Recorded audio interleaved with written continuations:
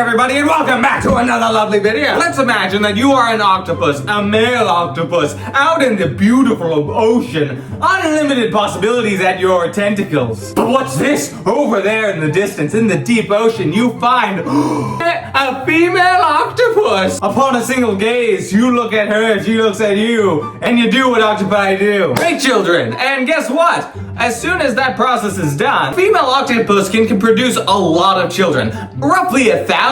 And why that is because of the fact that most of them are gonna die, so you want a lot of them to increase the odds that one survives. But that's not what we're talking about. The problem with the eggs of the female octopus is the fact that they take a frick ton of time for them to actually develop and be capable of surviving and hiding on their own. So the female octopus has to stay with the eggs and protect them from anything consuming them and make sure that they are oxygen-rich, safe environment. Now, if you think as the male octopus what your responsibility is, oh, you're gonna protect that female octopus. You're gonna bring her food, make sure she's well kept. That's what you're thinking, right?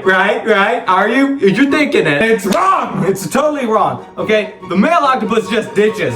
They don't give a fuck. The male octopus thinks that's the responsibility. It's done its responsibility. It's gonna ding dong ditch now, and it has ditched. This leaves the female octopus starving to death as she cares for her young and makes sure they don't get eaten. The female octopus succumbs to starvation and dies, but don't worry, because her corpse is gonna be put to good use when those eggs hatch. Imagination, fill in the blanks. But that's not your concern, because you, the male octopus, have gone off on your merry way and you're done. And you misunderstand what octopi are, okay? They're not the type that humans are. Our children are designed to have, actually, not 2 parents, but 3.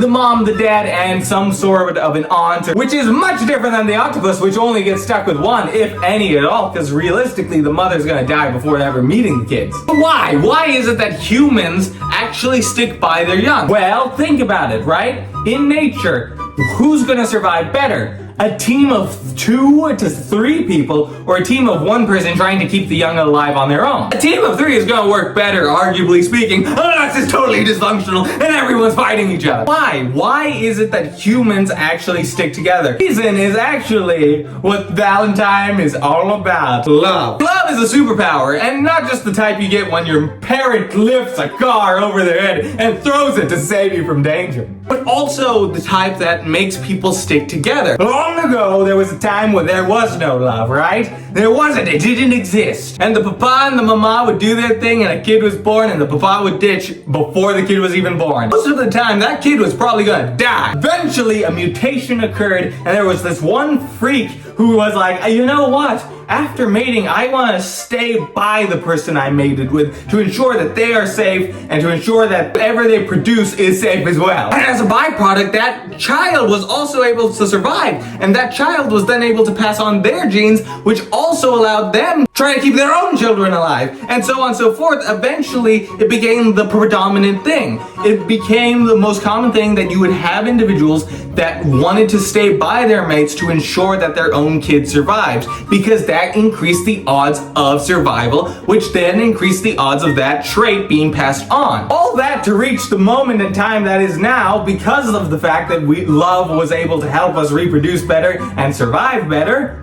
We now have fudging chocolates for $12 for a single heart-shaped box that fits in the palm of my hand and only has about 12 chocolates. Do you see the massive leaps? It was something purely based off of like, hey, let's make sure we survive and let's make sure our kids survive, and now it's become, do you love your significant other enough? Are you paying 20 bucks for chocolate? If you're not, you don't love them enough. To those who don't have a significant other, we're just sitting here like, well, shame us, okay. Valentine's Day is going to be me time now. I'm going to spend all my time investing in myself by doing homework for 12 hours straight on a weekend.